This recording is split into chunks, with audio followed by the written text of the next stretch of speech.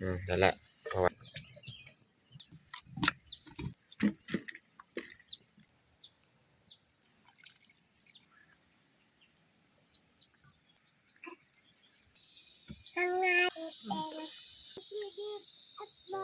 อย่าลืมกดไลค์กดแชร์และกดติดตามเด้อพี่น้อง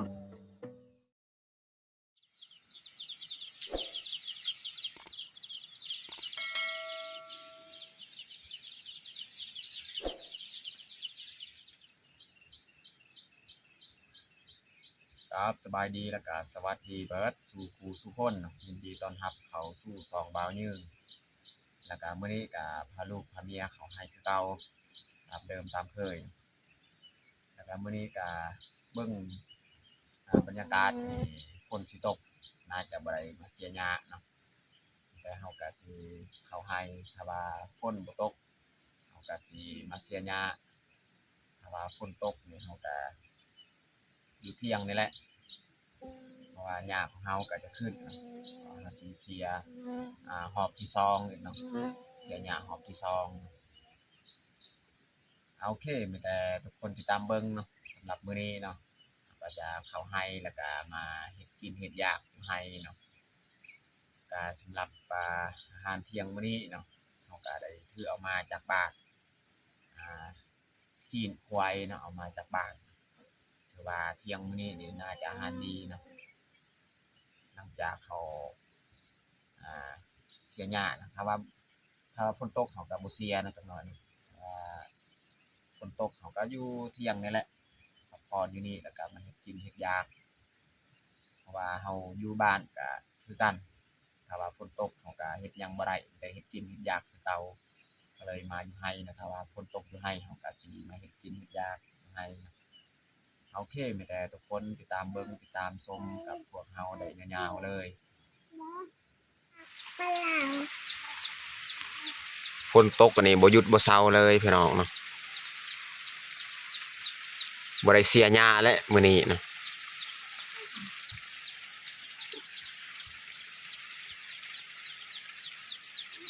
ตกทั้งวัน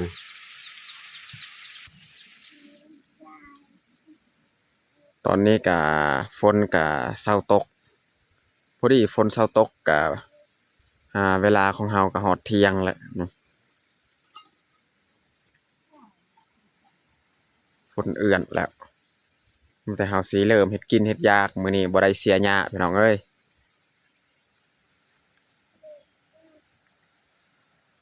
นี่เมื่อกี้ฝนตกแต่ว่าเดี๋ยวนี้ก็เช้าแล้วพอดีเที่ยงเฮาก็เลยสิพาลูกพาเมียเฮ็ดกินเฮ็ดอยากคือเก่านี่เมียหาเก็บยอดมะอึเต้าเขาดูว่าต้มมาในตุดว่าเราไก่ต้มสดีนเมียจะ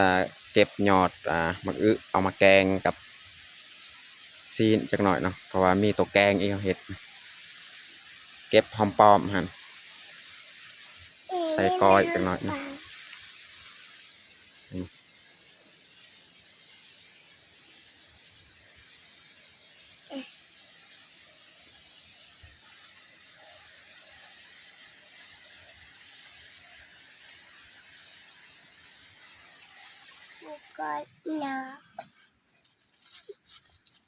นี่แหละทุกคนซีนของเราซีนควายนี่ขอหอยเอาซีมาต้มเอาตัวนี้เนี่ยเห็ดก้อยเนาะ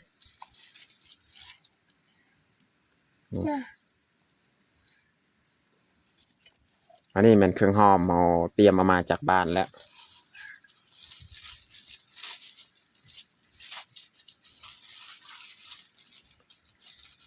นี่ตอนนึง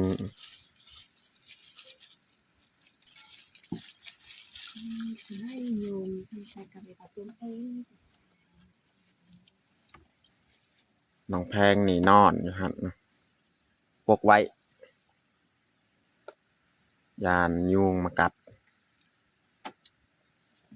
บ่ได้เฮาสิเริ่มเฮ็ดอาหารเลยเนาะ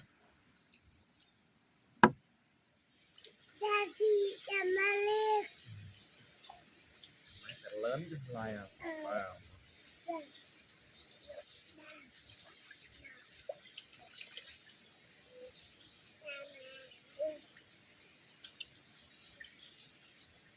ทำไมเราจะมาเรียกกัน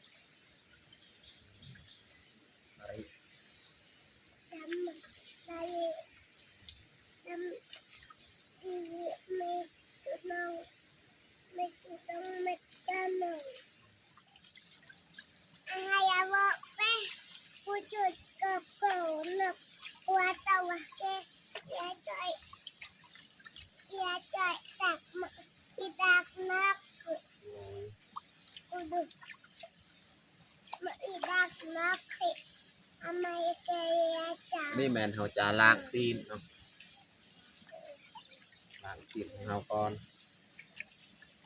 นี่ฝนก็เริ่มตกอีกแล้วเนาะไปเสียหญ้าให้มื้อนี้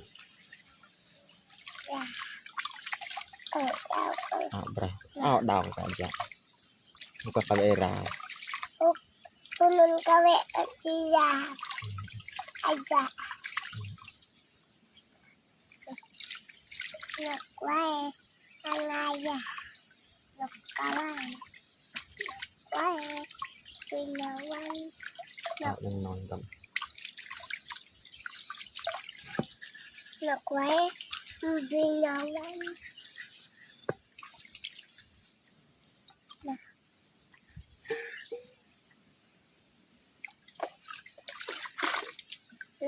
rồi tươi Lọc quay em tin nào dạo tôi còn dạo đang đọc ở cái đẹp của cả như nào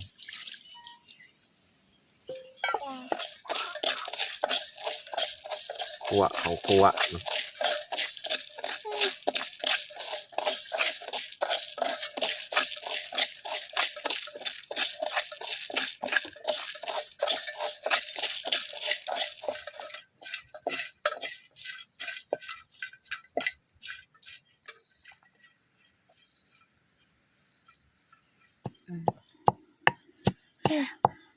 lại kẹp bài tăm mực phi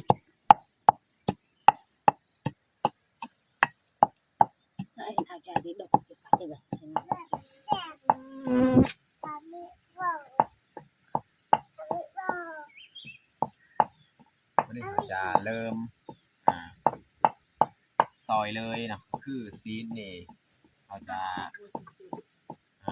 ซอยดิบแบบนี้แล้วก็มาคั่วเพราะว่ามี FC เนาะคอมเมนต์ในคลิปก่อนๆหรือว่าในซองก่อนๆฮะเนาะมันว่าให้ซอยซีนดิบแล้วก็มาคั่วเนาะเฮ็ดก้อยปกติแล้วนี่เบายืงจะเฮ็ดก้อยแบบนี้นี่แม่นเบายืงจะต้มก้อนเนาะเนื้อแบบนี้นี่เขาจะต้มก้อนปกตินะแต่ว่ามื้อนี้นี่แม่นพิเศษนะก็จะเฮ็ดตามที่FC เพิ่นเคยแนะนำในคลิปก่อนๆหรือว่าในซองก่อนๆที่หายไปแล้วเนาะวันนี้เราจะเริ่มเฮ็ดเลย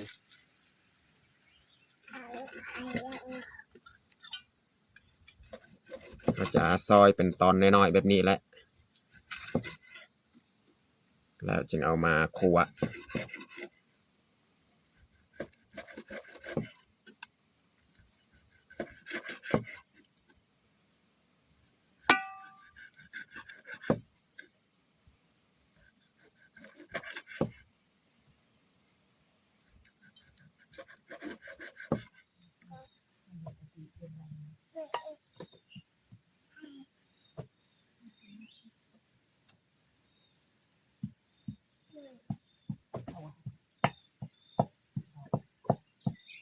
แบบนี้แหละความสุขคนอยู่ในชนบทเฮาการดำรงชีวิตการอยู่การกินแบบนี้แหละอยู่ให้อยู่นาแต่ว่าซีนนี่ก็บ่แม่นสิได้กินแบบนี้ตลอดเนาะสำหรับซีนอาหารเป็นบางมื้อซ ซื่อๆเนาะส่วนหลายก็จะกินแจ่วกินจุนี่แหละแต่ว่ามื้อนี้นี่ดีมีซีนควายเนาะที่พี่น้องพี่นุ่งและคนในหมู่บ้านบ้านเฮาเนาะแบ่งกันกินแบ่งกันให้เนาะอันนี้แม่นเมียจะปิ้งเนาะตอนหนึ่งย่านลูกสาวบ่กินก้อยเนาะน้องพลอยนี่เลยเมียปิ้งตัวนี้ให้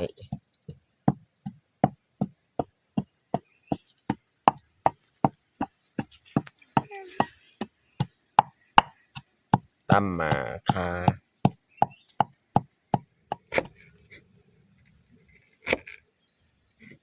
อันนี้แม่นเฮาซอยคาใส่เฮาต้มจักหน่อยเนาะ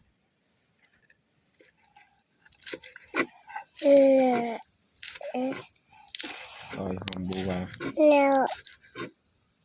เม็ดชะอม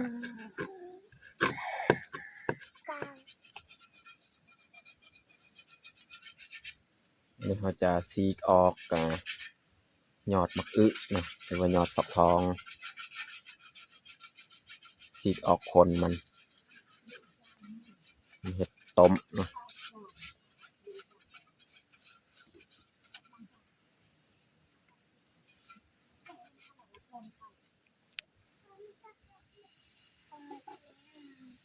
อันนี้หลังจากเขาเตรียมมาเครื่องปรุงยังต่างๆเรียบร้อยเราจะเอาซีดของเรานี่มาคั่วเลยเนาะ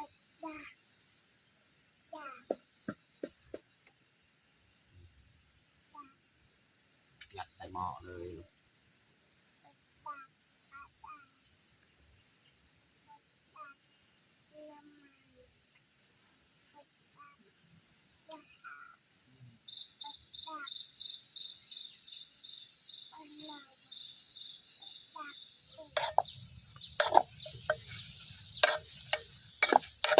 อันนี้เราจะคั่วแบบนี้แหละแล้วก็ส่วนพวกเกลือเป็นนัวมักพริกข่าเนี่ยเราจะใส่อยู่นี่นะสำหรับเครื่องหอมที่เราซอยมันเราใส่จักหน่อยบัดเย็นแล้วจึงมาใส่หรือว่าบัดสุกแล้วจักหน่อยนะ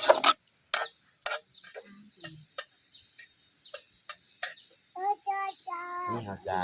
ปรุงเลยนะเกลือเป็นนัวมักพริกใส่ก่อน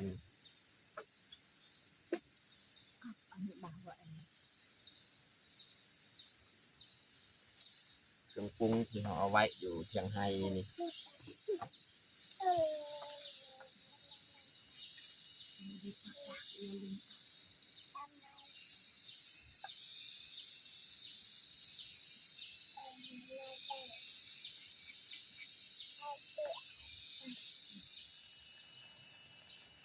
ใส่มะเขือพงนี่ถ้าเอาขวดมันจะเป็นน้ำแบบนี้แหละแต่ว่าสำนี้มันน้ำกันน่าจะพอดีบัดเขาใส่ข้าวคั่วไอ้ยังจังน้อยมันก็พอดีแหละมันบ่แคนลืมอีกเผ็ดเผ็ดพงนั่นแหละเพราะว่าจังน้อยเฮายังใส่มะเผ็ดดิบอีก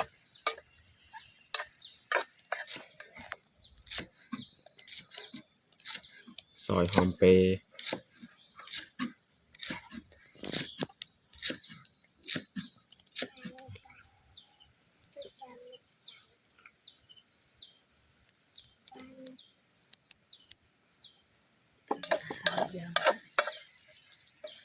ตอนนี้ก็น่าจะสุกแล้วขั่วซีนของเฮายังเหลือหน่อยนึงน้ำพอดีบัดเฮาใส่ข้าวคั่วจังหน่อยแต่เมียจะปงเนาะปงแล้วก็มาเทใส่ถ้วยเลยเพื่อให้มันเย็น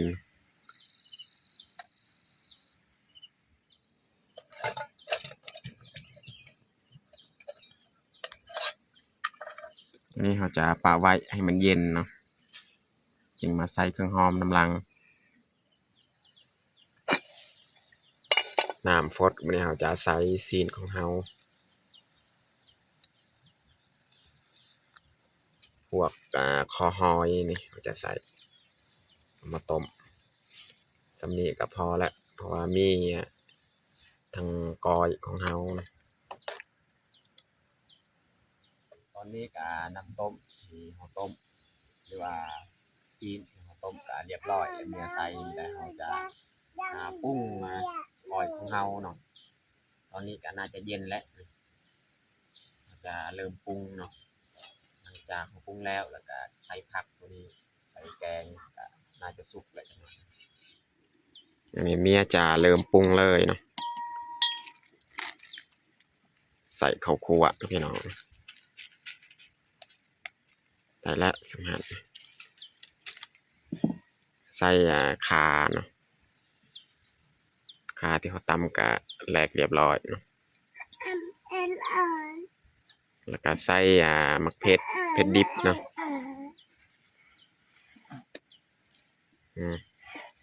เอาผสมบัดนี้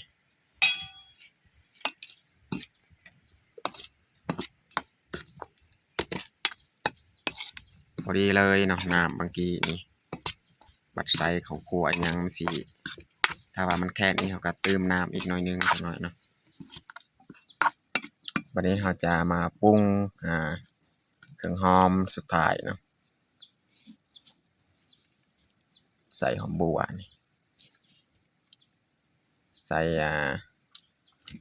หอมเปรย์หอมปลอมนำกันเลยเนาะ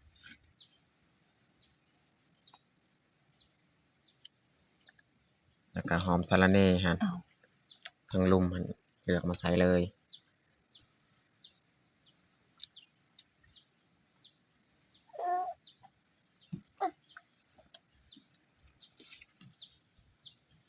ผสมแบบนี้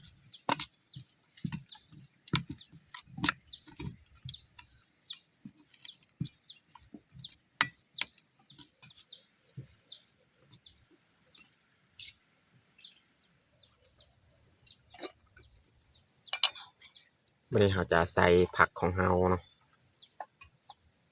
ยอด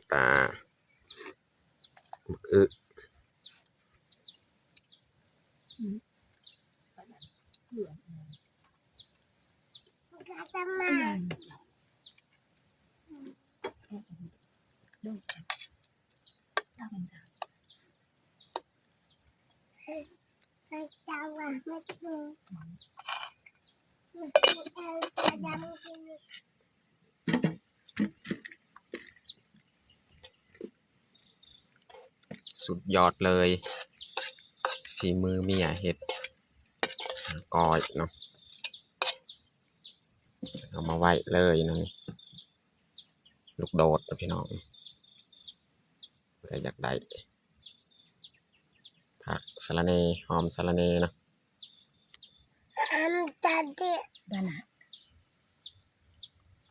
ลูกสาวนี่กินก้อนมูแล้วนี่กินซีนที่เขาปิ้งไว้ยังกินแหละนี่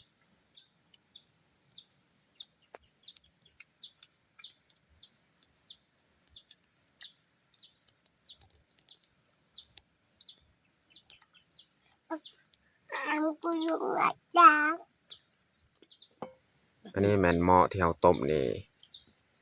น่าจะซุกและแกงที่เขาต้ม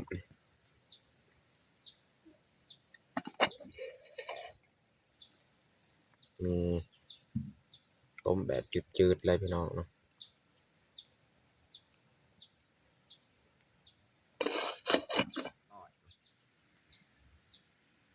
เอา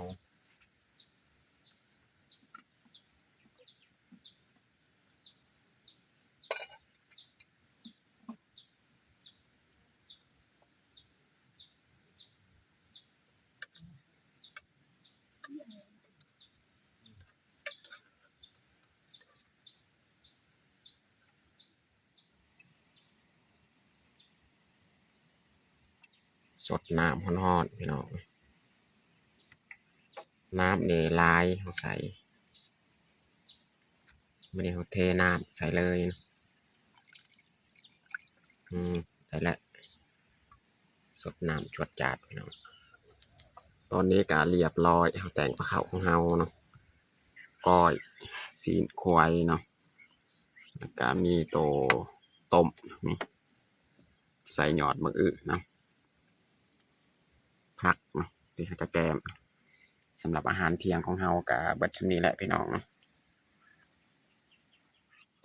ตอนนี้ก็เรียบร้อยเฮาแต่งข้าวของเฮาแล้วแต่เฮาจะลงมือกินข้าวเที่ยงเลยเอามาทุกคนมากินข้าวเที่ยงนํกันบ่ดีเฮาจัดข้าวอีหยังก็เรียบร้อยน้องแพงที่นอนไว้อันนี้ก็ตื่นแหละส่วนน้องพลอยนี่กินข้าวแล้วเพราะว่าน้องพลอยนี่กินซีนที่เมียปิ้งให้นะ กูจะอีไว้ จ้ะ ได้จ้ะเนื้อใจใหญ่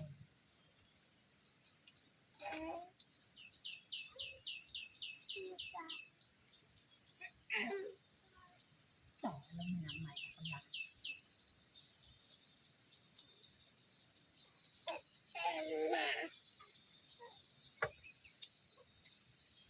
มาให้จอยเลย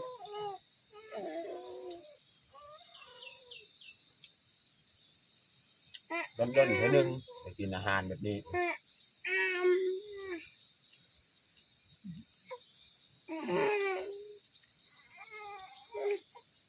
กันดู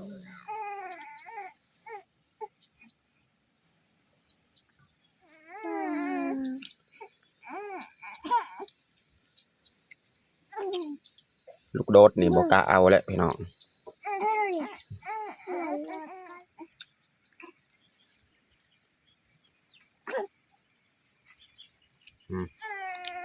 ลูกสาวนี่ให้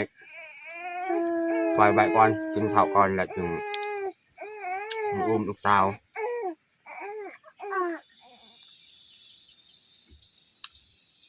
ทางไงเขียนหนังสือ